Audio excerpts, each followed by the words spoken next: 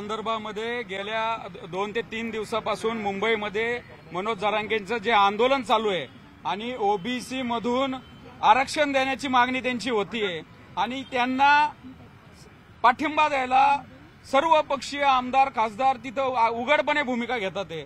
तर कुठेतरी ओबीसी समाजाला इथं आम्हाला एक असुरक्षिततेची भावना निर्माण झालेली आहे आणि आता आम्हाला वाटतं की आमचं आरक्षण एकतर त्या कुणबी दाखल्यांमुळे आधीच घरघर लागलेली आहे आणि आता परत शेवटचं जर असा काही JR आला काय आलं आणि मग आमचं आरक्षण संपतंयच का काय, तर कुठेतरी असुरक्षिततेची भावना आहे आणि त्यासाठी आम्ही इथं पुण्यामध्ये समस्त ओबीसी समाजातल्या प्रत्येक घटकातल्या प्रत्येक जात समूहातले प्रमुख त्याच्यानंतर कार्यकर्ते त्यांच्या सगळ्या जातीच्या संघटनांचे अध्यक्ष इथं आम्ही आज बैठक घेतली।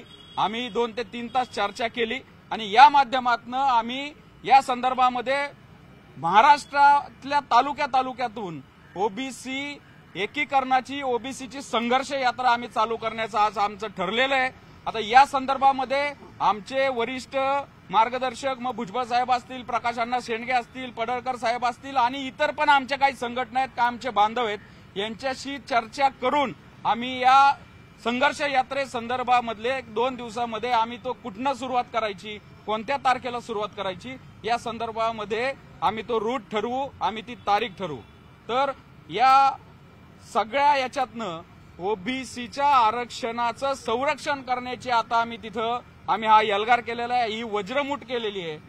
मुळामध्ये सर्व पक्षीय आमदार खासदार पक्षाचे प्रवक्ते हे जर मनोज जरांगेंना सपोर्ट करतात तर त्यांच्या मागणीला त्यांचा सपोर्ट आहे का? ओबीसी मधनं आरक्षण कसं देणार आहे? मग 10% SCBC आरक्षण हे कोणतं? मग EWS आरक्षण सोडलंय का? अनेक प्रश्न अनुत्तरित आहेत